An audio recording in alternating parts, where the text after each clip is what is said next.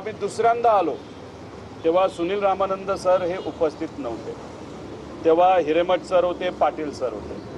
आता आम्ही तिसऱ्यांदा आलेलो आहे, तेव्हा या चारही अधिकाऱ्यांपैकी एकही अधिकारी आज इथं उपस्थित नव्हता. हे बिझी असतील.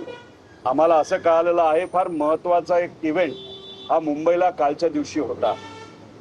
सगळ्या पोलीस अधिकाऱ्यांमध्ये क्रिकेटची कॉम्पिटिशन होती आणि तिथं क्रिकेट बघण्यासाठी व क्रिकेटमध्ये सहभाग घेण्यासाठी दरवर्षीप्रमाणे अनेक पोलीस अधिकारी हे मुंबईला गेले होते, म्हणून कदाचित त्यांना त्यातून वेळ मिळाला नसावा.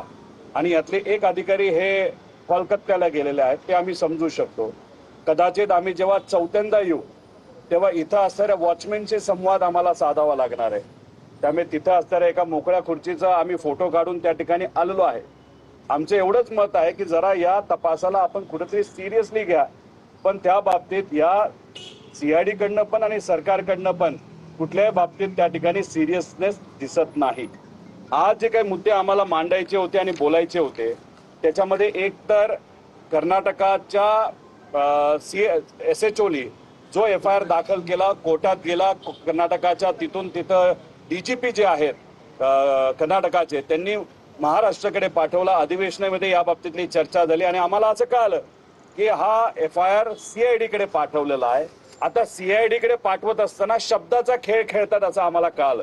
काही पत्रकारांशी सुद्धा जेव्हा काही वरिष्ठ अधिकारी CIDशी बोलले ते म्हणले आम्ही तपास नाही करणार या FIR वर, आम्ही एन्क्वायरी करणार, म्हणजे चौकशी करणार, तपास नाही करणार. म्हणजे शब्दाचा खेळ खरंच काय हे समजून घेण्यासाठी आम्ही आलो होतो.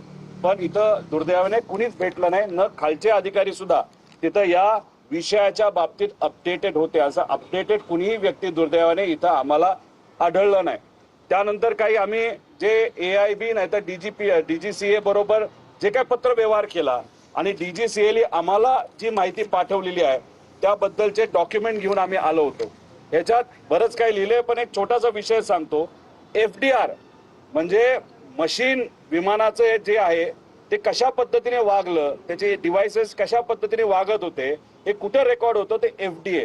तर आम्ही जी मागणी केली होती की अमेरिकेची एखादी एजन्सी, चांगली एजन्सी घ्या, तर आम्हाला या रिपोर्टमध्ये सांगितले, धन्यवाद आपल्या सर्वांचे, मीडियाचे आणि महाराष्ट्राचे, दबाव आल्यामुळे DGCA अमेरिकेची ही जी कंपनी आहे NTSB याला आता याच्यामध्ये घेतलं नाही. सांगितले की FDR रिपोर्ट डाउनलोड झालेला आहे, फक्त त्याच्यामध्ये कुठे गोंधळ होणार नाही यासाठी फॉरेन्सिक रिपोर्ट सुद्धा आम्हाला बाहेर असं सांगितलं. आणि त्यानंतर CVR हा जळलाय असं सांगत होते.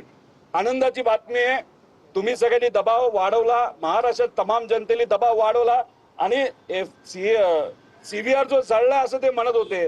आता त्यांनी सांगितले CVR ची सगळी माहिती ही तिथं आता डाउनलोड झालेली आहे. पण शेवटची लाईन बघितली, त्यांनी सांगितलंय की हा सगळा तपास हा आम्ही क्रिमिनल अँगलनी करत नाही, पण उद्या जाऊन कोणाचा ऍक्सिडेंट होऊ नये या अनुषंगाने करतोय. असे सगळे डॉक्युमेंट तिथं दिलेले आहेत. सगळ्यात महत्वाचं